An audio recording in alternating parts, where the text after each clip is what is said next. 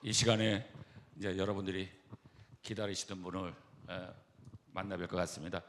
저도 오늘 이분을 처음입니다. 그래서 리더라는 분을 누군가 그래서 우리 아이들한테 물어봤더니 아이들은 다 요즘 청년들은 다 알고 있더라고요. 여러분들도 많이 아시죠?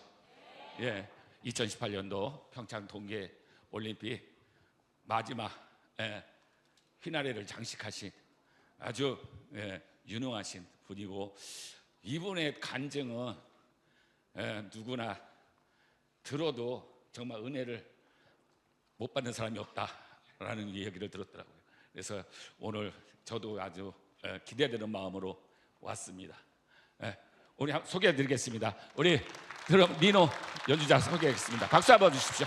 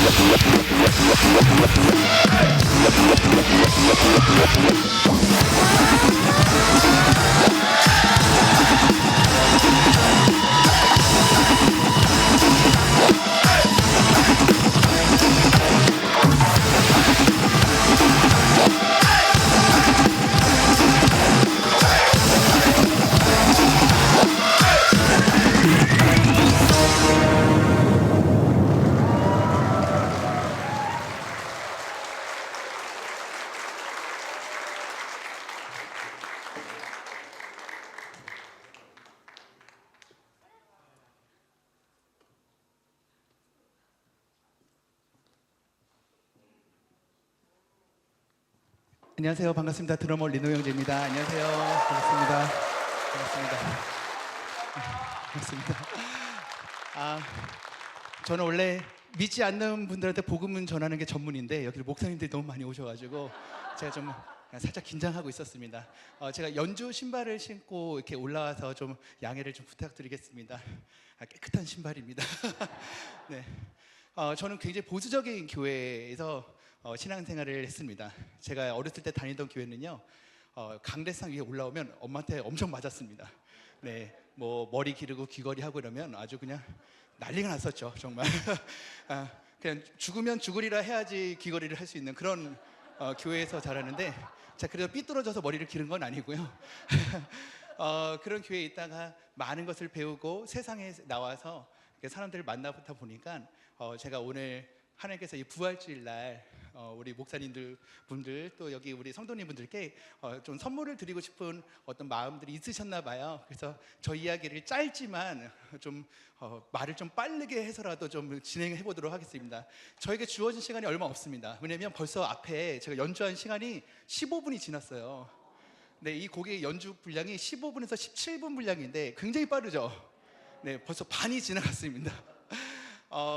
처음에는 이게 뭐야 하고 왜 이렇게 뭐 주일날 저렇게 괴팍하게 드럼을 칠까 이렇게 생각할 수도 있지만 또 재미있고 즐겁고 처음 보는 걸 있다 보면 시간이 금방 가죠. 그렇게 저는 체프를 좀 다녔습니다. 얼마 전에도 기독교 1%밖에 없는 그 미션 스쿨을 다녀왔어요. 미션 스쿨인데 기독교 아이들이 1%도 안 된다고 합니다. 한 반에 아예 믿는 사람이 한 명도 없는 반도 있고요, 있어도 한두 명 이렇게 있는 그 학교를 다녀왔습니다. 중학교, 고등학교 2번을 했어요. 너무 힘들었지만 세상에 그 아이들이 줄을 서서 사인을 받기 시작하고 제 유튜브를 들어와서 제 간증을 다 듣기 시작하고 지금 뭐 교회를 다니겠다고 DM을 보내주는 친구들, 또 저한테 또 잘 보이고 싶어서 뭐 말 걸어주면 이제 제가 오늘 부활주일이니까 교회 가면 형이 대답도 잘해줄게, 상담도 해줄게 하니까 뭐 인증샷도 보내는 친구들도 있고요. 그렇게 문화의 힘이 좀 있는 것 같습니다. 저는 그 기아성에서 선교사를 받았지만 저는 그냥 드러머가 직업입니다. CCM 아티스트도 아니고요, 찬양 사역자도 아닙니다. 저의 직업은 드러머입니다. 저는 세상 속에서 드럼으로 돈을 벌고 드럼으로 직업을 삼고 사는 사람입니다. 여기 교회 앞에서 이렇게 연주를 하는 게 어려울 때가 있습니다. 저기 서귀포 어디 저기 시골 마을 가잖아요. 서쪽에 가면 이제 리허설하고 있을 때 할아버지 할머니들이 우리 그래도 다 끝났어 이젠 그러면서 나가십니다. 어디 강대상을 치고 저기서 드럼을 오늘 같은 날 제가 얼마나 떨었는지 아십니까? 뒤에 드럼 있고 앞에서 예배를 드리시는 거예요. 이제 한국교회는 끝났다 이런 분들도 계시는데, 역시나 예배가 끝날 때쯤에 그 할아버지 할머니들이 제일 은혜 많이 받으시고 막 사진 찍자 그러고 절대 머리 자르면 안 되라고 하시는 분들이 그분들이신 것 같아요. 저는 9살 때부터 드럼을 시작했습니다. 제가 드럼을 쳤던 동네는 경기도 이천군 이천읍 증포리 안에 꼴짜기에서 살았어요. 희망이 없는 동네였습니다. 저희 동네에서 음악적으로 가장 성공하신 분이 우리 동네 무당 아줌마였기 때문에 제가 물론 굿도 잘하고 꽹과리도 잘 치고 뭐 여러 가지 잘하지만 영적 소울이 맞지 않아가지고 제가 음악인이 될 수는 없었고, 정치가로 가장 성공하신 분은 우리 동네 이장 아저씨였습니다. 뭐 헤어스타일도 그렇고 새마을조끼 운동복 색깔도 저랑 별로 안 맞아서 저는 정치가도 꿈이 아니었습니다. 깻잎하는 아줌마, 농약 뿌리는 아저씨, 개장수 아저씨, 정말 직업이 많았지만 저는 꿈이 없는 아이였어요. 근데 제가 9살 때 무렵에 누군가가 연습실, 비닐하우스에서 연습실을 하시는 분이 서울로 올라가시면서 버리기는 아깝고 팔리지 않는 꼬물딱지 드럼을 우리 교회에 버리고 가셨어요. 선물해 주고 간 거 맞아요. 근데 너무 고장나 있었어요. 이 다리를 노란색 테이프로 칭칭 감고 막 드럼 다 찢어져 있고 막 이런, 한마디로 버리기는 아깝고 팔리지 않는 드럼이었습니다. 그 드럼으로 저의 인생이 변했습니다. 3명밖에 다니지 않는 교회에 9살에 제가 드럼을 만나게 된 겁니다. 그런 마음으로 다닙니다. 세상에 큰 무대도 많고 또 주일날 토요일날 대보면 이제 공연도 많지 않습니까? 전 또 홍보대사를 많이 하고 있어서 많은 페이를 받고 다니기는 하지만 제일 먼저 달려가는 곳이 복음을 전하는 곳입니다. 혹시나 망가지고 꼬물딱지 같은 버리기는 아깝고 팔리지 않는 그런 몸일 수 있어도 하나님께서 역사하시면 제 인생이 변했기 때문에 그렇게 우리의 작은 마음으로 이렇게 다니게 되었습니다.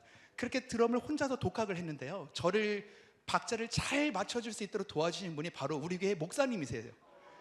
저희 교회는 저희 동네에는 학원이 없습니다. 뭐 책도 별로 없었고 드럼을 배울 만한 곳이 없었는데 저희 교회 목사님은요 정말 세계적인 박치세요. 박자가 하나도 안 맞아요. 목사님의 박자를 맞추는 순간 전 세계 모든 박자를 맞출 수 있습니다. 그 목사님이 저를 훈련시키셨습니다. 그래서 목사님과 함께 열심히 박자를 맞추면서 박자 하나는 잘 맞추는 드러머였어요. 실력은 없었습니다. 저는 한 가지 박자만 칠 수 있었어요. 8비트라고 해서 옛날에 고고 박자 있으시죠? 고고 꿍뚜 빠트 꿍뚜 팝. 저는 빨라지거나 느려지지도 않습니다. 딱 그거만 칩니다. 이 한 박자로 수백 곡도 연주할 수 있었어요. 아시죠? 저는 안 바뀌어요. 곡이 바뀌지. 저는 지금 당신은 할렐루야 마기들, 저는 안 바뀝니다. 다 저한테 맞춰주셔야 되는 상황입니다. 옛날에는 아시겠지만 부흥성에 몇천 명씩 모였잖아요. 그래서 제가 9살짜리 드러머가 딱 가가지고 막 이렇게 있는 거죠. 우리 목사님이 그때 당시에 정말 유명한 찬양팀이 많았어요. 뭐 옹기장의 선교단, 주찬양 선교단 많았지만 당당하게 말씀하셨어요. 너희들이 아무리 실력이 좋아도 나의 박자 따위 맞출 수 없어. 난 전용 드러머를 데려왔다. 리노아 나와. 그러면 이제 9살짜리 리노가 가서 어두운 밤에 막 이렇게 했습니다. 그렇게 저는 야, 너 진짜 영성이 있구나라는 말을 들었어요. 왜냐면 3시간 동안 열심히 치면 그 소리를 듣더라고요. 실력 없어도 됩니다. 근데 중학교 2학년 때 교회를 다니지 않는 세상에서 기타 치는 제 친구를 만났어요. 학교도 잘 안 다니고 교회도 안 다니고 머리를 노랗게 염색하고 쫄바지에 가죽 자켓을 딱 입고 V자 락 기타 있죠? V자로 딱 된 기타를 메고 막 멋있게 치는 거예요. 너무 멋있었습니다. 야, 우리 교회에서 그렇게 치면은 야, 귀신 들렸다고 안 그럴 때까지 안 쏘거든 말하면서 농담 삼아 그 친구한테 막 놀리기도 하고 하면서 그 친구 따라서 클럽도 가보고 공연장도 가봤는데 세상에 새로운 세계에 눈을 뜬 거예요. 우리 교회는 음향도 없고 조명도 없고 맨날 목사님의 박자에 불안에 떨고 있는 목사님 사모님과 우리 어머니, 언제 다음 박자를 넘어가는지 숨이 차도록 그렇게 하시는 모습을 보면서 내가 있을 곳은 이곳이 아니다. 세상이구나. 마음속에는 실력이 너무 없는 걸 발견하게 되는 거예요. 부끄러운 거죠. 세상을 맛보지 못했을 때는 제가 만족했었거든요. 행복했어요. 뭘 해도 저한테 다 예쁘다 그러고 칭찬해 주는데 세상을 맛보니까 욕심이 나기 시작하는 거예요. 그러면서 제 핑계, 하나님께 예배하기 위해서 실력을 가져야겠다 하고 제가 하나님을 위해서 선택한 첫 번째가 교회를 떠난 것이었습니다. 우리 친구들 절대 여기까지 들으시면 안 돼요. 끝까지 들으셔야 됩니다. 그래서 열심히 음악을 했어요. 중학교 2학년 때가 이제 딱 되었을 때 이제 그 친구를 만났고 고등학교 2학년이 딱 될 무렵에 팬클럽이 생기기 시작했어요. 제가 팬클럽이 생기게 된 이유가 별게 없어요. 2가지 이유였습니다. 경기도 이천 전체의 드러머가 2명밖에 없어요. 저랑 어떤 할아버지. 그러니까 선택하셔야 됩니다, 여러분. 할아버지는 일단은 체력이 안 되셔서 한 곡 치면 20분 쉬셔야 돼요. 그러니까 이렇게 하셔야 되는데 저는 비록 실력이 없지만 3시간도 가능했던 사람이었기 때문에 모든 공연의 웬만한 것은 제가 다 연주하게 된 거죠. 그게 첫 번째 이유였고, 두 번째 이유는 제 친구들은 다 논에서 공차고 농구하고 하다 보면 얼굴이 새까맣게 탈 거 아닙니까? 제 친구들은 새까맸어요. 저는 절대 연습실밖에 안 나갔거든요. 얼굴이 하였습니다. 해가 저물잖아요. 제 친구들 안 보이기 시작합니다. 저만 보여요, 저만. 그러니까 맥반석 계란 같은 친구들 사이에 흰 계란 하나가 딱 있다고 보시면 된다. 그 얼마나 예쁘겠습니까? 그러니까 사람들이 이제 알아보기 시작하는 거죠. 중앙동 그 좁은 데리가 왔다 갔다 그러면 야, 쟤 드럼 치는 애 알지? 그러면서 이제 알아보기 시작하는 겁니다. 저도 알았습니다. 하도 절 보고 이제 관심을 주다 보니까 멋을 부리고 싶은 거예요. 근데 이천에서 멋을 부릴 수 있는 게 별로 없어요. 이천은 5일장을 하는데요. 하필 짝퉁을 가장 많이 파는 동네입니다. 네, 그러니까 군대 안 다니는 친구들이 맨날 군복 입고 다니고 그런 동네 있잖아요. 근데 얼마나 짝퉁을 많이 파냐면 다 아다다스, 나이스 이런 거 팔아요. 그 아도다스 이런 것도 팝니다. 제가 그런 걸 신고 멋을 부릴 수가 없어가지고 이제 안경원을 가서 빨간 테두리에 예쁜 안경을 맞추면 연예인처럼 보일 것 같아서 안경원을 갑니다. 제가 시력 검사를 재는데 제가 시신경이 약하다는 거예요. 야맹증도 있고 눈이 약하다는 겁니다. 그래서 제가 안과에서 정확하게 시력을 재우면 안경을 맞춰주겠다 해서 안과를 갑니다.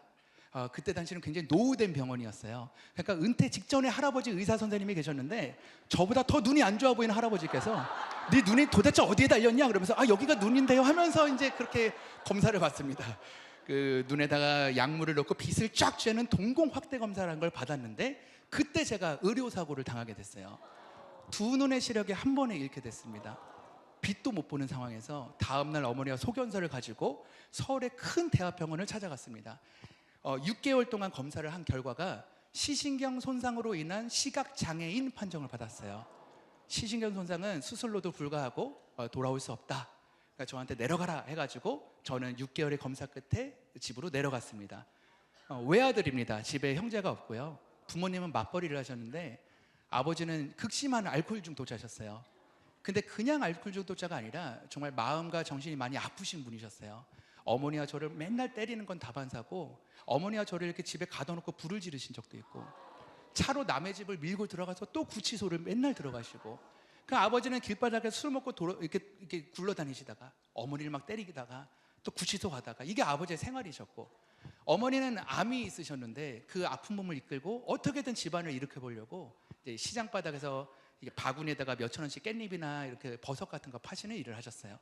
역시나 우리 아버지 가서 막 발로 박스를 차고 술값을 뺏어가고 그게 저희 집의 전부의 모습이었습니다.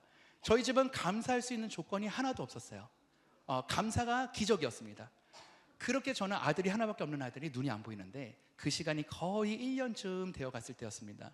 저는 어머니와 사이가 굉장히 안 좋았거든요. 제가 엄마가 싫었거든요. 이제 어머니가 왜 사이가 안 좋았냐면 저 초등학교 4학년 2학기 때 아빠가 엄마를 너무 때리고 괴롭히니까 어머니가 저를 듣고 잠시 집을 떠나신 적이 있어요. 그래서 제가 그때 그 무서운 시골 교회 교육관에서 어린 나이를 좀 한 1년 동안 지낸 적이 있습니다. 어머니가 돌아오시긴 했는데 제 마음에 불신이 막 생겨가지고 우리 엄마는 날 사랑하지 않아. 엄마는 자기밖에 모르고 언제든 힘들면 놔두고 떠날 사람이야 하면서 제가 어머니가 너무 싫었어요. 그러니까 저는 어머니 마음을 망가뜨리고 싶었습니다. 어머니를 막 속삭이고 정말 마음을 막 공격하고 싶었어요. 그래서 세상에 학교도 잘 안 다니고 중학교 때부터 담배도 피고 술도 마시고 오토바이도 타고 다니고 아주 말썽이란 말썽을 다 부리고 다녔습니다. 학교도 안 다니고 저는 나이트클럽을 중3 때부터 나이트클럽에서 일을 하고 미사리에서 라이브 클럽에서 라이브하고 이러고 살았어요. 근데 눈이 안 보이니까 그 모든 것이 멈춰진 겁니다. 제가 눈이 안 보였을 때 저는 이렇게 표현했어요. 왜 나한테 이런 고난을 주시나요? 아침에 딱 일어나는데 3일째 되는 날 방향을 잃어버린 거예요. 제가 이렇게 문을 못 찾겠더라고요. 집에 저 혼자 있는데 화장실도 못 가는 걸 발견하고 공황장애라는 게 왔습니다. 너무 두렵더라고요. 그러면서 제가 하나님께 이렇게 기도를 했죠. 하나님 저한테 왜 고난을 주시나요? 근데 이 오랜 시간이 지나서 정말 영향력 있는 자리, 그러니까 복음을 전하는 자리에 세워지다 보니까 그것은 고난이 아니라 저에겐 축복이었습니다. 그때 당시에는 몰랐어요. 고난에 빠져 있을 때는 앞뒤도 안 보이고 무슨 말씀도 저에게 위로가 되지 않았습니다. 하지만 하나님께서 그 시간을 통해서 저를 돌아오게 하시는 꼭 필요한 시간이었던 것 같아요. 그러면서 어머니와 예배가 회복되게 됩니다. 우리 어머니는 이제 5살 때 할아버지가 돌아가셨고 할머니가 6남매를 키우셨는데 너무 가난하니까 2딸을 저 멀리 식모로 팔고 서울로 도망가셨대요. 그래서 엄마는 초등학교 유치원 이런 거 못 나오셨습니다. 그 식모살이를 하시다가 그 어린 나이에 그 집을 도망쳐 나와서 서울에서 인형 눈깔 붙이고 귀걸이 만들고 이거 하다가 17살에 저를 뵈셨어요. 그리고 18에 저를 낳으셨습니다. 어머니가 17살 때 부모도 없이 친척도 없이 저를 가지고 나서 무서워서 찾아간 곳이 그 창동에 있는 어떤 십자가를 보고 교회로 들어갔다 합니다. 교회에서 첫 번째 기도 제목이 뭔지 아세요? 하나님 살아계시다면 내 뱃속 안에 있는 아기 좀 없애주세요. 이게 첫 번째 기도 제목이었대요. 들어주셨을까요? 그랬으면 제가 여기 없었겠죠. 네, 어떻게 보면은요, 하나님이 우리 기도를 들어주지 않은 것에도 감사할 때가 있는 것 같아요. 하나님의 때에, 완벽하신 하나님의 타이밍에, 그 의로우신 하나님의 그 시간들에 우리는 속해 있다고 저는 생각을 합니다. 그때는 우리 어머니도 그렇게 말을 했죠. 고난이라고. 정말 어떻게 보면 인생이 망가진 것 같았다고. 하지만 지금의 저를 본 우리 어머니는 너무 행복해 하십니다. 우리 아들이 어디서든 하나님 부르시는 곳에 가서 복음을 전하고 있거든요. 지금 그런 고난에 있는 분들이 계시다면 여러분 그 시간을 꼭 붙잡고 끝까지 견뎌내시길 바랍니다. 고난에 있는 중에서는요, 어떤 위로도 통하지가 않아요. 누구의 말도 들리지 않을 때가 있습니다. 가끔은 말씀도 내 말씀 같지 않고 참 먹먹하고 힘들 때가 있잖아요. 하지만 하나님께서 우리를 포기하지 않으시기 때문에 그 시간에 분명히 필요한 게 있어요. 하나님이 나한테 원하는 게 무엇일까라고 귀를 활짝 열고 그 하나님의 뜻을 빨리 찾는 사람이 아마 하나님께서 빨리 쓰임 받지 않을까, 이제 그런 마음으로 오늘 그런 좀 선물을 좀 드리고 싶었습니다. 그렇게 저는 눈이 어느 순간 기적이 이제 좀 와서 눈에 빛이 조금씩 보이기 시작하고 조금씩 시력이 돌아오는 역사가 있었어요. 왜냐하면 저희 모든 기도 제목이 바뀌었었거든요. 저희 엄마와 저희 기도 제목은 물론 눈이 보이게 해주세요, 이것도 기도 제목이었겠지만 우리 엄마의 기도 제목은 그게 아니었어요. 더 이상 우리 아들이 죽고 싶다 하지 않았으면 좋겠습니다. 더 이상 우리 아들이 공황장애나 우울증이 나았으면 좋겠어요. 사람이 살아야 눈이 보이든 말든 하죠. 저는 맨날 죽겠다고 벽에다 머리를 아무리 받아도 제 이마나 깨지지 인생이 변합니까? 근데 제 마음속에 어머니 기도 제 응답이 시작된 거예요. 제가 어느 날 어머니와 화해를 하고 싶은데 화해를 할 수 있는 단 한 가지의 키, 그 사랑의 키가 그거였어요. 엄마한테 감사하다고 하고 사랑한다고 고백하는 게 저한테는 너무 어려웠거든요. 너무 싫었거든요. 어렸을 때부터 그 상처 때문에. 근데 그 말을 어렵게 뱉었습니다. 엄마 정말 죄송해요. 제가 엄마 마음을 망가뜨리고 싶었어요. 그러면서 엄마한테 사랑한다 고백을 했더니 어머니가 펑펑 우시면서 하나님 감사합니다. 우리 애는 그 어떤 꿈보다 더 소중한 것이 회복이 되었는데 그게 뭐냐면 예배였습니다. 그때부터 예배가 회복됐어요. 우리가 예배가 회복되고 기적이 첫 번째가 뭐냐면 평안할 수 없는 우리 가정에 평안이 임했다는 겁니다. 우리의 상황은 바뀌지 않았어요. 아버지가 더 난리를 폈습니다. 어머니와 저랑 웃음꽃이 피니까 너희들만 신나냐면서 상을 던지고 유리를 던져서 어머니 얼굴이 맨날 찢어져가지고 꼬매시고 이제 그러는데도 우리 어머니께서는 달라지셨어요. 제가 아버지가 잠시 자리를 비우실 때 제가 구석에서 막 떨고 이렇게 있잖아요. 그러니까 저한테 막 오셔가지고 뭐라고 얘기하시냐면 리노야 조금만 더 지나면 해가 뜰 건데 너희 아버지 저러다 지쳐서 주무시면 우리 그때 예배하자. 그때 기도하자. 어머니께는 예배 소망이 생기기 시작했습니다. 그러고 나서 아버지가 한다발 막 집을 부시고 어머니를 막 괴롭히고 그러다가 지쳐서 주무시면 어머니는 깨진 유리를 다 치우시고 저랑 같이 두꺼운 이불을 뒤집어 쓰고 아버지가 깨지 않게 조용조용 예배했던 그 예배가 우리한테는 정말 달콤했습니다. 그래서 저는 그런 말씀을 꼭 드리고 싶어요. 우리 지금 이 시간에 항상 드리는 얘기지만 지금 이 시간에 지금 북한이나 아니면 이슬람 지역에서는요 마음껏 예배할 수가 없습니다. 예배에다 걸리면 온 가족이 처형을 당하거든요. 무슨 말이냐면 지금 그들이 듣고 있는 그 극동방송의 라디오를 들으면서 야 한국은 지금 부활절 예배를 드리고 있겠지. 저들은 합창단도 하고 손 들고 찬양도 하고 주여 하면서 기도도 하고 그들에게 그 아무것도 아닌 일이 소원일 때가 있을 것 같습니다. 목숨을 걸고 암송 한번 크게 외쳐보지 못하는 그 사람들이 지금 현재 동시에 살고 있다는 걸 우리 기억하셔야 됩니다. 그러면서 우리의 삶이 얼마나 감사한지 하나님께 그 마음을 마음껏 드리는 부활절 되셨으면 좋겠어요. 부활절은 정말 우리를 위해서 하나님께서 승리하신 날 아닙니까? 하나님께서 사망 권세에서 이기셨기 때문에 저는 정말 얼마나 마음이 듬직한지 모릅니다. 제가 이렇게 다니다 보면요 넌크리스찬을 정말 많이 만나잖아요. 저는 넌크리스찬 전문입니다. 아주 그냥 세상 속 깊이 한가운데 있거든요. 근데 그들이 저한테 이렇게 말을 할 때가 있어요. 야 죽은 사람을 살리고 홍해를 가르고 죽었다 살아난 게 넌 믿어지냐? 이렇게 조롱할 때가 있습니다. 근데 전 예전에 그 말을 확실하게 못했는데 지금은 제가 아주 당당하게 얘기합니다.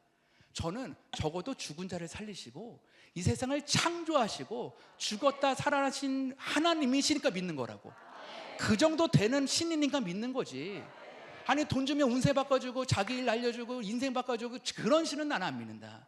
난 적어도 능치 못한 일이 없으신 분, 위대하신 하나님, 그 하나님이 나의 아버지시고 내가 그를 선택하기도 전에 그가 나를 위해서 먼저 이 땅에 내려오시고, 제가 뭘 잘했다고 저를 쓰시는 게 아니잖아요. 전적으로 이거 모든 것은 하나님의 은혜입니다.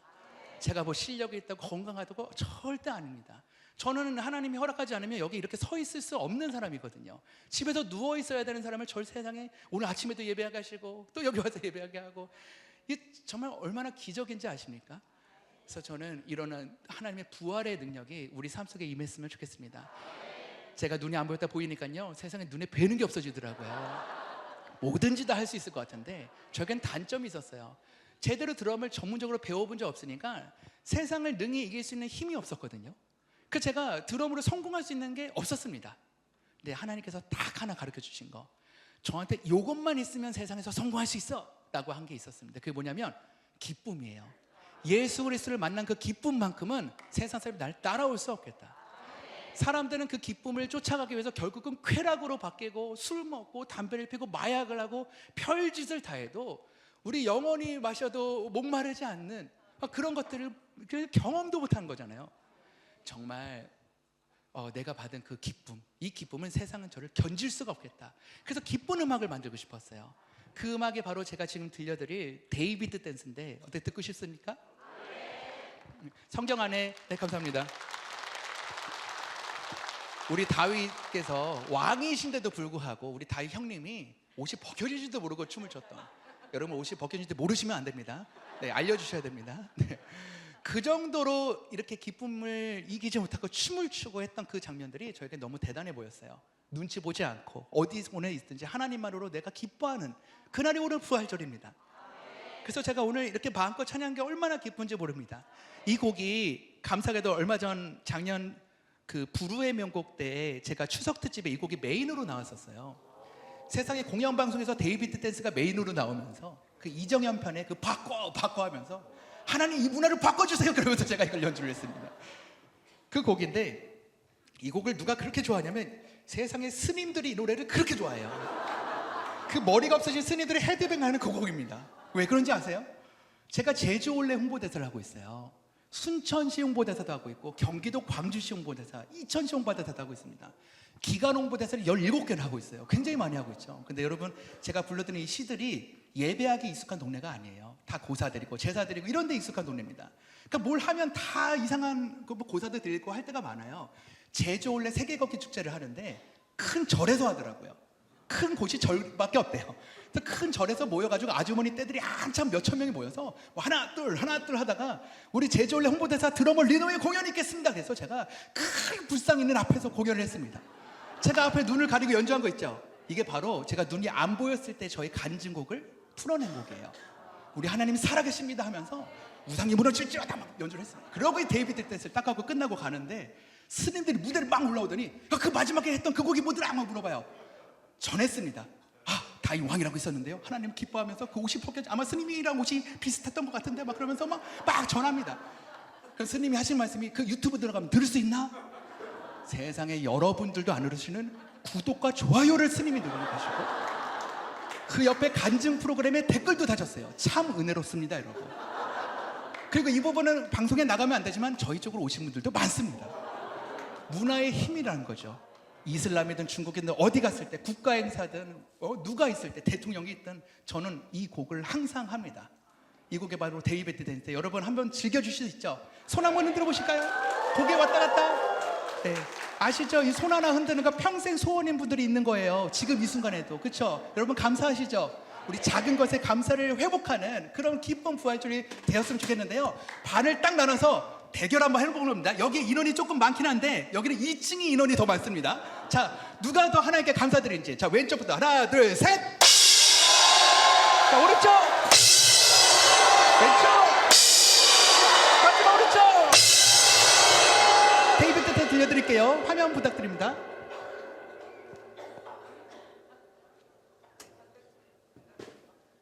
Left, right, left,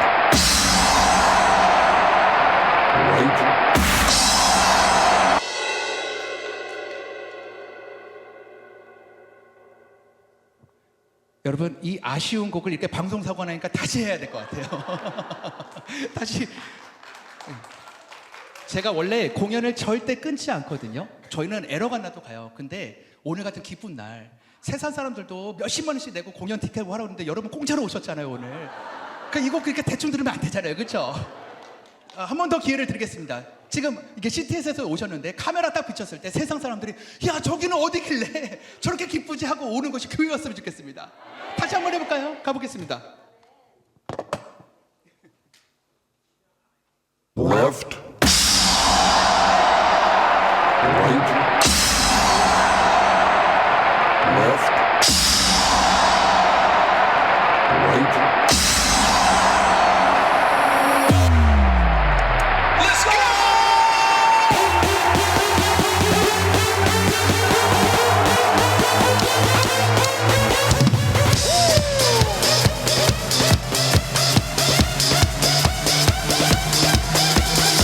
Baby, the dance.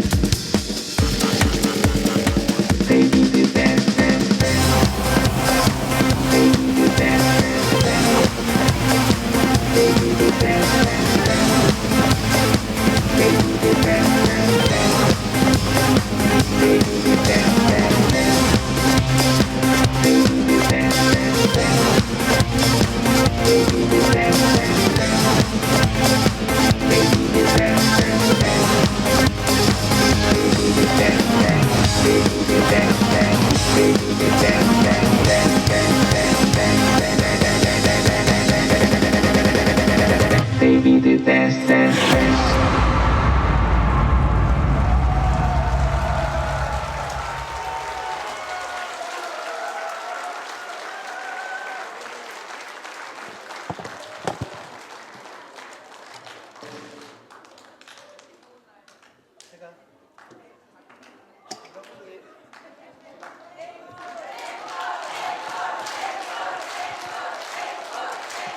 아유 감사합니다. 역시 흥이 장난이 아니시네요. 나중에 전도출 때 또 불러주시고 많이 있습니다. 제가 빈 시간에 항상 불러주시면 오겠습니다. 제가 이렇게 절에서 했어요. 막 중국 가서도 하고 이슬람 가서도 하고. 네. 하나님 저를 그렇게 사명을 주신 것 같습니다. 가지 못하는 곳에 다 갈 수 있게 하시고 오히려 초청을 하시더라고요. 중국의 공안들 높은 분들을 앉혀놓고 데이비드 댄스 했습니다. 리허설 하는데 그 관계자가 와서 조심스럽게 근데 얼굴에다 십자가를 하는 건 조금 저희가 곤란하다고 해서 제가 예의 바르게 하늘에다 했습니다. 빡! 네, 그런데 또 불러주시고 그렇게 세상 가운데서 복음을 전하는 게 참 어려웠습니다. 왜냐면 그것이 저의 직업을 그만두게 할 수도 있고 또 너무 종교적인 있으니까 이제 안 되겠습니다 하는 상황이 있죠. 이 시간을 무명 생활을 15년, 20년을 쭉 한 길을 가다 보니까 어느 순간에 하나님께서 저를 세우시고 이제는 사람들이 그걸 알고 부르기 때문에 문제가 안 되는 거예요. 모르고 부르는 곳에 가지 않습니다. 그래서 세상의 페이를 아주 높게 불러요. 그래서 명품이 됐습니다. 그거 알죠? 그 비닐봉지 하나에도 400만 원씩 하는 그런 어떤 그런 거 아시죠? 그런 것처럼 저는 그냥 일단 세게 부릅니다. 야, 대단하구나 그렇게. 제가 그렇게 눈이 돌아오고 나서 세상에서 열심히 꿈을 적기 시작했어요. 꿈이 많아지더라고요. 그 적어놨던 꿈을 20대에 많이 이뤘습니다. 이러는데 제가 그때 하나님에게 멀리 떠나게 되는 안타까운 일이 좀 있어요. 제가 오늘 이야기를 다 드리지 못하지만 궁금하신 분들은 이제 각 교회로 부르시면 제가 아까 목사님께서 임원분께서 그러시더라고요. 1시간밖에 안 되는데 충분하시죠? 그래서 아마 들으시면 아실 거예요. 아쉬울걸요. 제가 뒤에 곡도 여러 개 남아 있는데 지금 끊어야 되는 시간이어서 네, 2부는 다음 교회에서 이렇게 해야 될 수도 있다고. 네, 그래서 여러 가지로 이제 세상에서 방황을 하다가 그리고 하나님께 돌아와야 되는데 그 많은 이런 업적들을 두고 돌아올 수가 없는 거예요. 제가 엔터테인먼트의 금손이었거든요. 손만 대면 가수가 잘 되는 거예요. 그러니까 손만 대면 1위를 하고 손만 대면 슈퍼스타가 되고 그렇게 제가 20대 초반에 정말 많은 가수들을 담당하게 됐어요. 근데 그 가수가 지금도 정말 유명하게 활동하는 친구들이 많아졌습니다. 그러다 보니까 이제 그런 돈도 많이 벌고 근데 문제가 생긴 거죠. 제가 그때 세상에 또 삐뚤어지고 담배도 엄청 많이 피고 술도 엄청 많이 먹고 성질도 나빠지고 그랬어요. 왜 그랬을까요?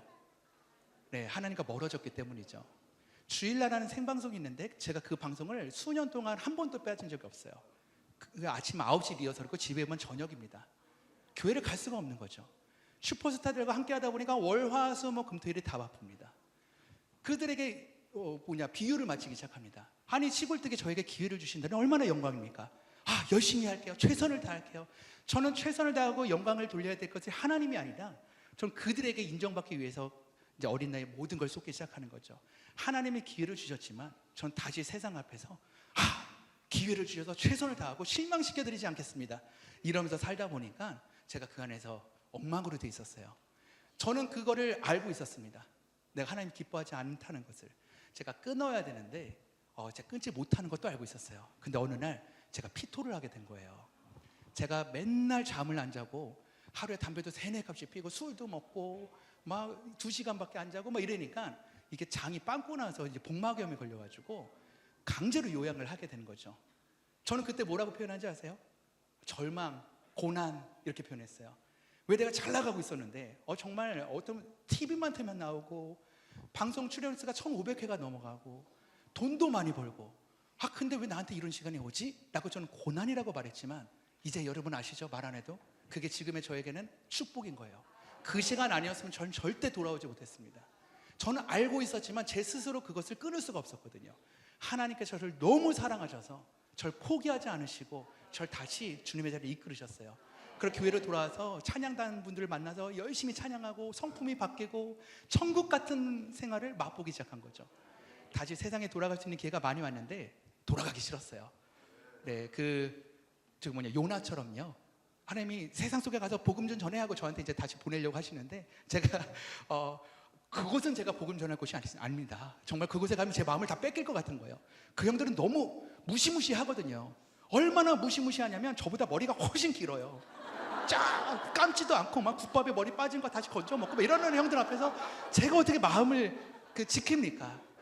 그래서 제가 이왕에 복음을 전하고 목숨 걸 거 저는 그냥 이슬람으로 가겠습니다 해서 제가 그때 진짜 이슬람으로 가서 선교를 갑니다. 제 프로필을 열고 공연을 했더니 그 아이돌 좋아하는 히잡 쓴 친구들이 다 모이는 거예요. 여러분들은 찬양만 들으셔서 잘 이해하지 못하지만 이제 아이돌 좋아하는 사람은 그 오빠의 손을 잡은 사람의 손도 잡고 싶어하는 그런 게 있거든요. 그래서 하는데 그 예배의 마지막 때 제가 다리를 팍 다치게 돼요. 첫 번째 예배 투어에서 한국에서 검사를 했는데 2다리의 인대랑 연골이 다 파열됐었어요.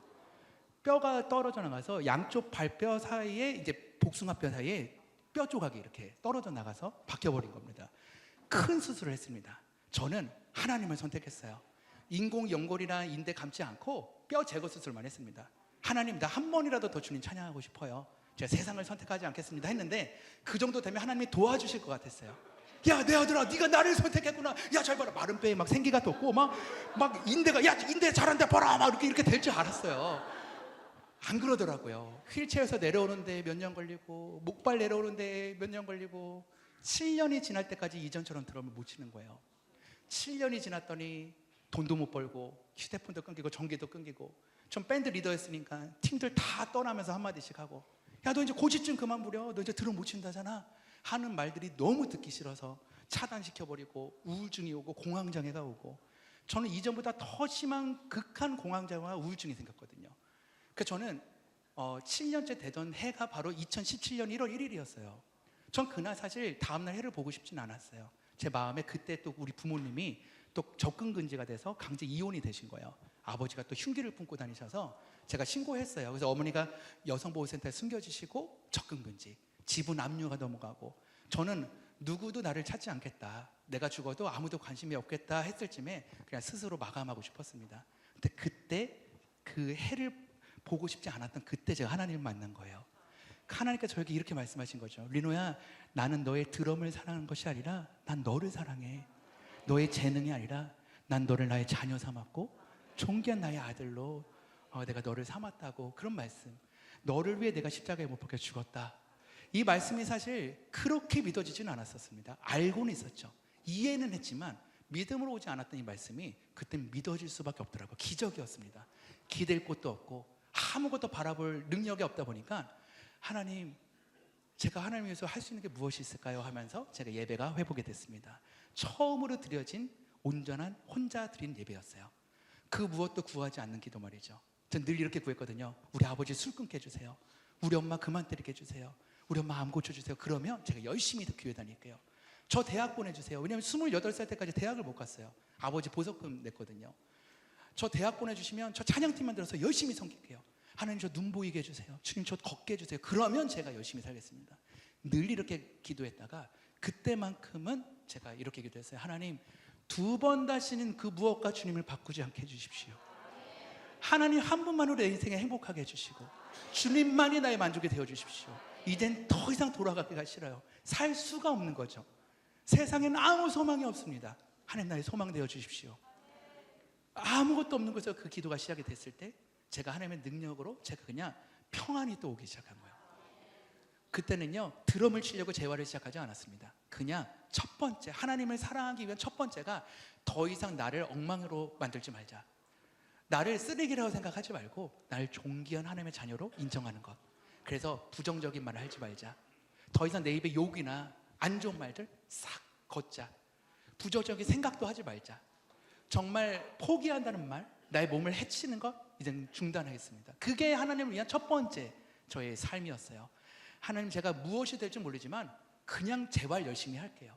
어떻게 주님이 가라 하시면 가고 멈추라면 멈추겠습니다. 그 일이 시작으로 기적이 시작된 거죠. 외국에서 해외 안드레아 폼필리오라는 오니치카 타이거 신발 브랜드를 만든 디자이너가 연락이 와서 저랑 패션쇼를 하고 싶다는 거예요.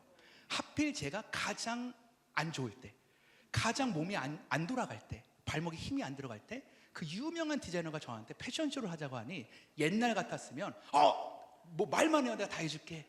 뭐든지 다 할 수 있어. 나 이랬었지만 돈도 있고 뭐 능력도 있고 인맥도 있으니까 이렇게 말했겠지만 아무 능력이 없어서 두려움이 왔어요. 그래서 제가 하나님께 이런 말씀했죠. 하나님, 제가 할 것은 하나 포기하지 않겠습니다. 두 번째는 하나님 나에게 능력 주십시오. 저는 못해요. 근데 주님이 주신 기회라면 제가 열심히 한번 해보겠습니다. 그래서 최선을 다해서 열심히 했습니다. 제가 발에 힘이 안 들어가서 아까 들려드렸던 이 일렉트로닉 음악 있죠.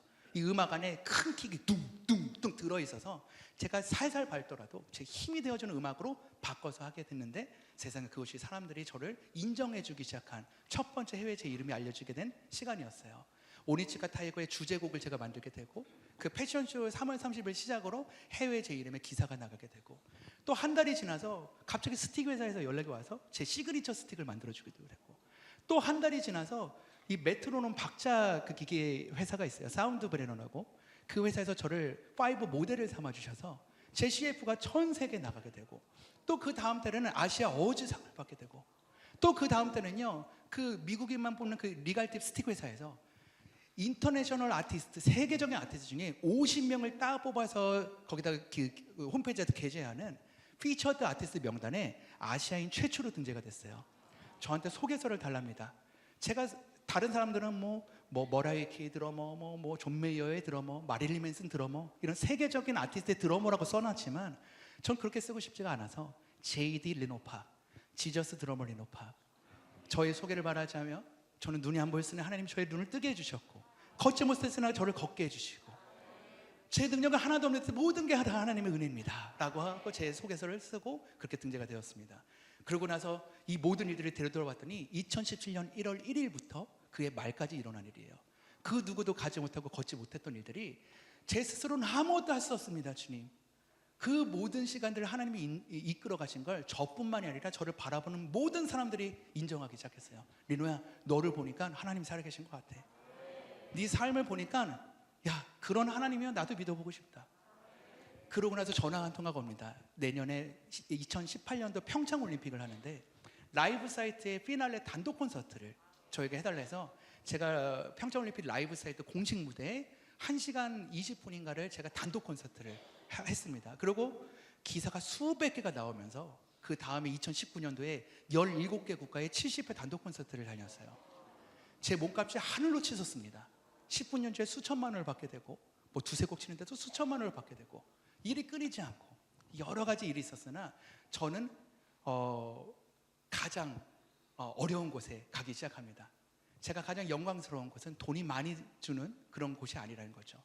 한 생명을 위한 곳, 사람의 생명이 아니라 정말 그에 대한 영혼이 걸린 그런 일에 참여하게 됩니다. 수천만 원을 주더라도 제가 그냥 돈을 받지 않고도 정말 차 끌고 4시간 반 달려가서 드럼 메고 올라가는, 왜냐면 미자리 교회를 가잖아요. 그러면 돈이 없어요. 제 매니저를 못 데려갑니다. 저 자차로 갑니다. 드럼 다 매질러 가고, 우리 오늘 감독님이 도와주셔서 이 드럼 갖고 왔는데요. 이 감독님도 차비만 받고 오세요. 네, 그래서 이 감독님과 전국을 다니면서 가끔은 교회도 돈을 못 주면 제가 사비로 감독님한테 돈을 줍니다. 저는 하나님께 약속한 게 있어요. 절대 공짜로 일을 하지 않겠습니다. 하나님 일이라도 내 후배들한테 절대 그거 물려주고 싶지 않은 거예요. 왜냐하면 하나님께 드리는 시간인데 그 시간을 제가 이 사람한테 강요할 필요가 없잖아요. 이 사람의 마음이 동했을 때 그렇게 섬기는 거죠. 그래서 제가 못 받더라도 이 친구는 꼭 이렇게 뭐라도 해주려고 해요. 많이 주지 못해도. 그렇게 전국을 다니면서 제가 이 마음을 전하니 그 아이들이 마음이 변할 수밖에 없는 겁니다. 저 형이 TV도 나오고 기사도 나오고 몸값이 비싼 거 누구도 알고 있고 어디도 나가고 막 하는데 우리 학교까지 와가지고 조명도 없고 생 라이브에 아침부터 9시에 와가지고 이걸 하면서 웃기고 막 이런 사람이 아닌 것 같은데 하면서 아이들이 저의 마음을 바라봐주는 거죠. 그런 이게 복음인 것 같아요. 제가 아무리 말을 전해도 교회 다니서 하더라도 그게 아니라 삶으로 그 사람이 궁금하게 하고 도대체 저 사람은 어떻게 살길래 저렇게 살지 해서 저의 삶을 바라봤을 때 야, 나도 한번 믿어봐야겠다. 저는 그런 아주 오랜 시간이지만 하나님께 저에게 훈련시켜준 그 일을 통해서 지금 이런 문화사역을 하고 있습니다. 이제 마쳐야 될 시간이 왔습니다. 제가 하나님께 이 마음을 드리고 열심히 살았는데도 이제 아내를 만나서 결혼을 했는데 아내는 신장을 이식받은 신장 이식 환자였어요. 그리고 저는 혈관이 50%가 막혀 있어요. 제가 죽상경화라는 병이 있는데 전 플라빅스라는 약을 먹고 있습니다. 그 피를 묽게 하는 그 난임 부부 판정을 받았어요. 결혼했는데 아이를 못 갖는다는 거예요. 그래서 3년 만에 우린 시험관도 포기하고 있었을 때 3년 반 만에 하나님께서 우리에게 아이를 허락해 주셨는데 아내가 뱃속에서 열심히 아기를 키우고 있었어요.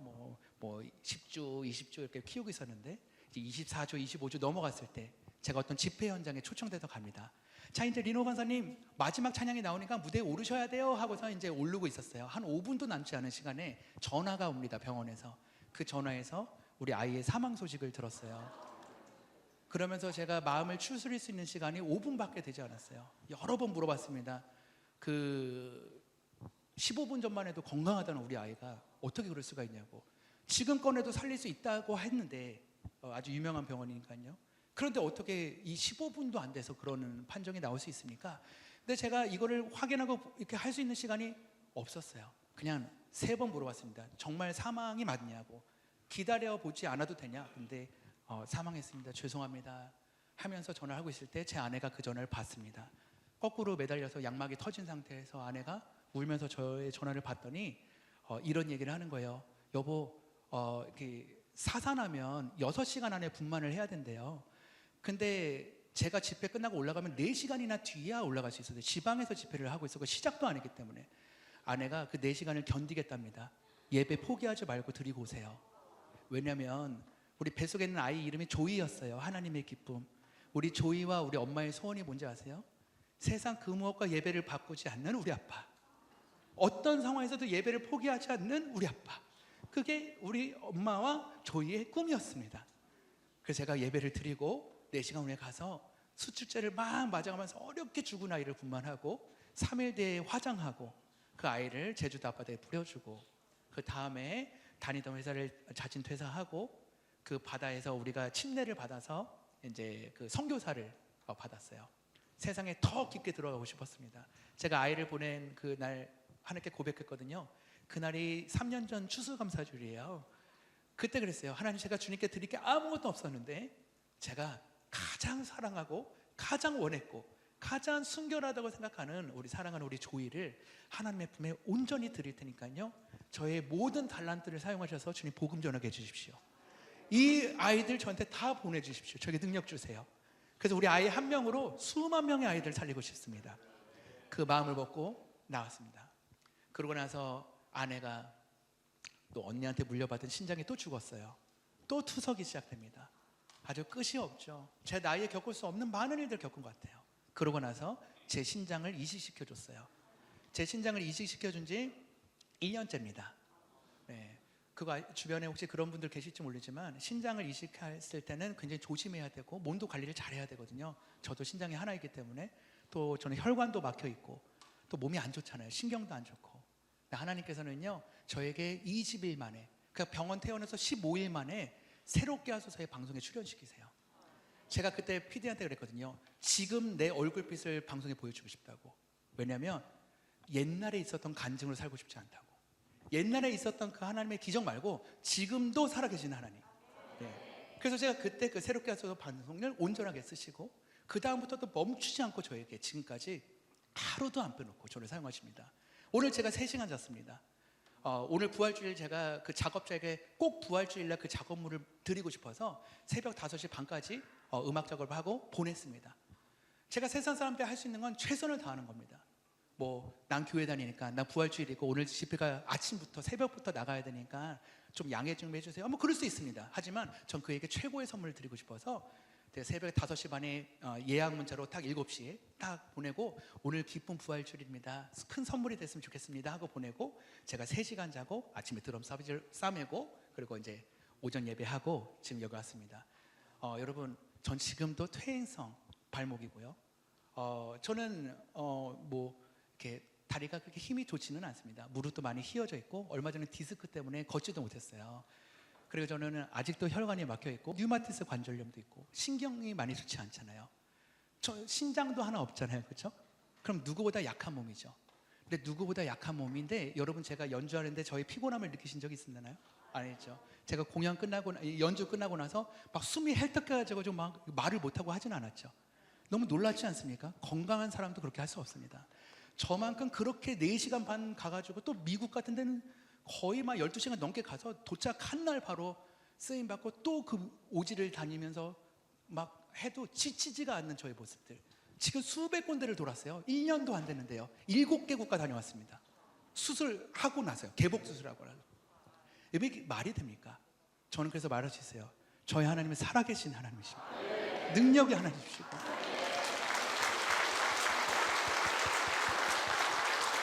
오늘 마지막 곡 들려드리고 제가 마치려고 합니다.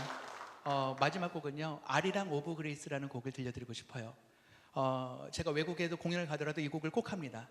저에게 있어서 아리랑은요, 우리 어른들이 살았듯이 혼자 걷는 것 같은 그런 길, 산골짜기 혼자 걷는 것 같고 도움 주는 사람 아무도 없는 것 같고, 근데 우리가 도움 없이 사는 사람은 아무도 없잖아요.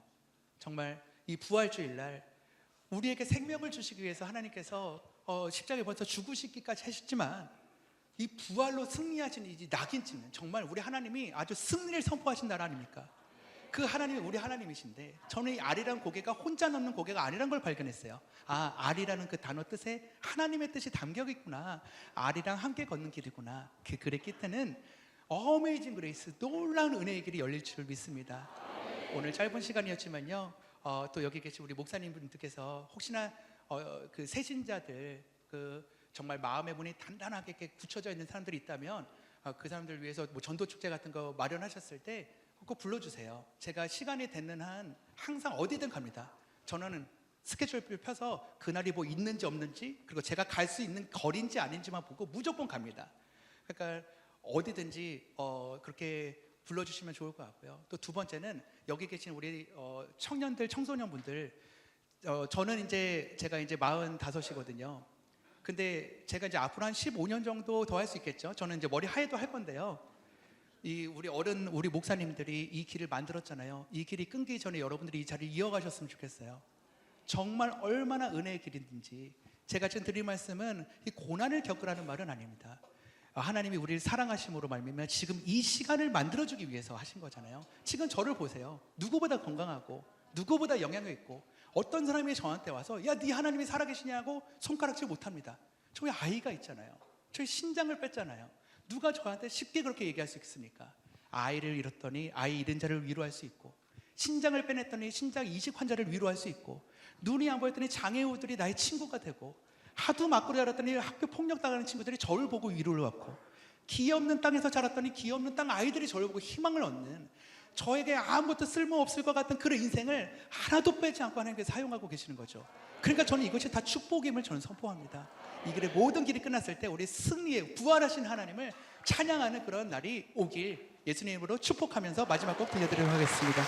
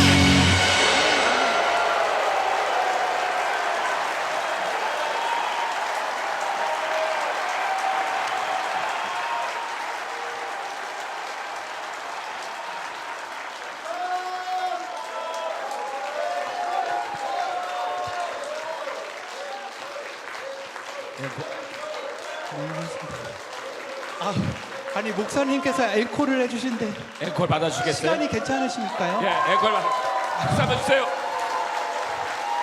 기쁜 날이니까요. 앵콜 해야죠. 네, 우리 하나님께서 선물 주신 곡들이 많이 있지만 그럼 한 곡만 짧은 곡으로 좀 선물 드리도록 하겠습니다.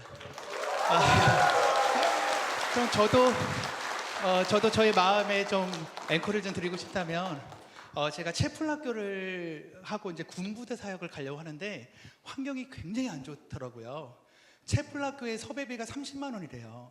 근데 전 드럼을 가져가는 요즘 감독님 비용을 드리고 제가 이제 멀리 가면 전날 숙소를 하다 보면 아예 이제 제가 그걸 지원하면서 제가 지금 사역을 하고 있는데 가끔은 너무 힘들 때가 있더라고요. 여기 화성시에 계시잖아요. 화성시에 만약에 미션스쿨에 저를 보내주고 싶다 하시면 한 교회당 한 명씩 한 교회씩 저한테 정말 소량의 어떤 것들 도와주시면 제가 그 학교를 채플을 갈 수가 있습니다. 제 주위에 연예인분들도 가고 싶지만 정말 그 매니저한테 다 줘야 되는 그런 페이로 갈 수 없는 상황에서 학교는 예산이 없더라고요. 그래서 혹시나 그런 걸 기도 제목을 좀 드립니다. 혹시 화성시에서 우리 채플 학교가 있다면 그런 곳에서 한 학교에 이렇게 갈 수 있는 또 복음을 전하는 우리 믿음의 용사들이 많이 있거든요. 그런 마음으로 또 저는 같이 나눠주시면 너무 감사할 것 같아요. 제 기도 제목도 앵콜을 또 받았으니까 또 전해드리겠습니다. 제가 마지막으로 들려드릴 노래는요. 아직 이제 발표되지 않은 신곡입니다. 제가 어린이 축구대회 시드니에서 열린 축구대회 초청을 받았는데 그 공연 곡을 이제 주제가를 만들었어요. 영어 곡을 만들었는데 정말 노래가 잘 나와서 세계적인 가수들을 찾고 있었다가 결국은 이제 못 찾았고 이제 있다가 제가 그거를 이제 조스헌트라고 여러분 그 찬양 아세요? Nothing is impossible 막 이 찬양 아시죠? 그거 만들고 부른 친구가 너무 제가 좋아하거든요. 그 친구의 목소리 갖고 썼는데 결국은 가수를 못 찾아서 이렇게 그냥 대충 다른 가수를 섭외해야겠다 하고 잠이 든 적이 있습니다. 근데 누가 그러더라고요. 왜 시도도 안 해보고 포기하냐고. 그래서 제가 말이 안 되는 소리 아니냐? 야 내가 작곡했는데 브루노 마스한테 연락해봐. 뭐 이런 거랑 비슷하지 않냐? 했는데 제가 포기하는 것에 대해서 좀 불편함이 있어서 새벽에 일어나서 메일을 보냈으나 역시 답변이 없고 DM도 안 읽고 제가 성지순례를 가서 제가 갖고 있는 앨범을 만들 그 비용을 어차피 가수도 못 구했으니까 그냥 포기하자 해서 그 비용을 하나님께 헌금했어요. 그 이슬람 지역의 교회 건축 비용으로 이제 제 그 음악 제작비를 헌금하는 날 저녁에 메일이 왔습니다. 그 가수가 불러주겠다고. 그래서 그 가수가 이걸 불러줬어요. 영상 한 번만 이렇게 틀어주시고요. 이제 이거를 저는 팝으로 준비하고 있습니다. 일반 팝으로 나올 건데요. 크리스천 가사입니다. 너의 꿈을 향해서 또 트로피를 향해 네 꿈을 포기하지 마라는 가사가 있었는데 그 트로피를 프라이즈로 바꿨어요. 천국의 상급. 너의 천국의 상급을 위해 너의 달려갈 길을 멈추지 마. 라스트 러너입니다. 믿음의 마지막 주제들. 바울 아저씨가 했던 말 있죠? 나는 선한 싸움을 싸우고 이 길을 끝까지 달리고 믿음을 지켰으니 그 라스트 러너의 삶이 여러분의 인생 마지막에 하나님께 크게 외치는 그런 날이 되었으면 좋겠습니다. 마지막으로 라스트 러너 들려드리겠습니다.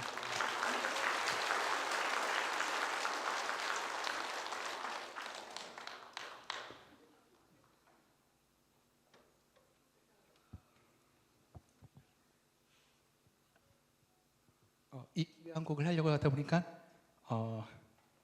시험에 들고 있는 우리 네 됐습니다. 들려드리겠습니다.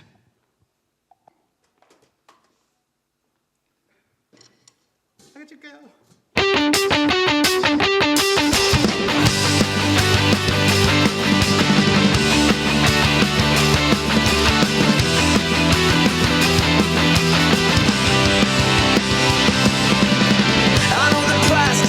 So far, but I believe in who you are. Step by step I run this race, holding tight to steady grace. Though the start is all I see, I chase the end that's meant for me.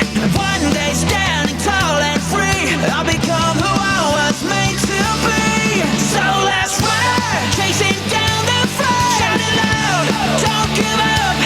You were made to play this game. Stand your ground, take the lead. So let's run with a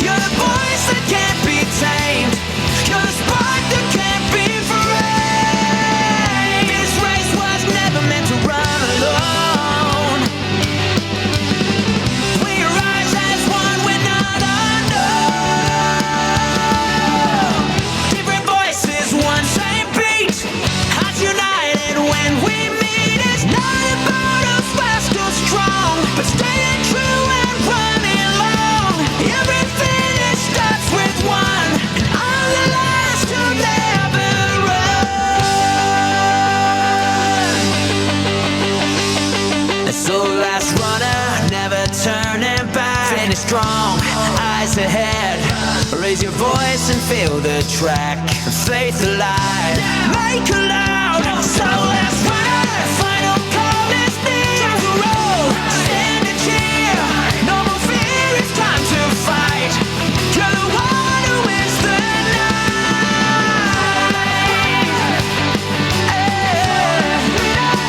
Go!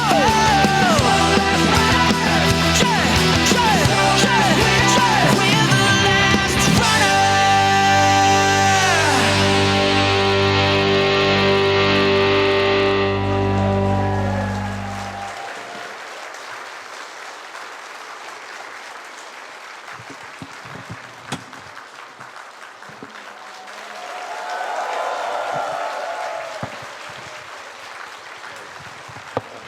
박수 한번 해주세요.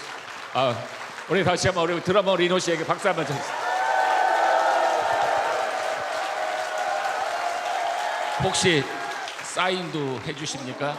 예, 그 사인 받으실 분은 저 입구에서 줄을 서시기 바랍니다.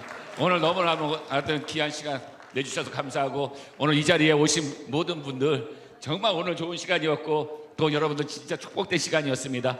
2022년 부활절이 여러분한테 꼭 기억되는 그런 부활절이 되길 바랍니다. 감사합니다.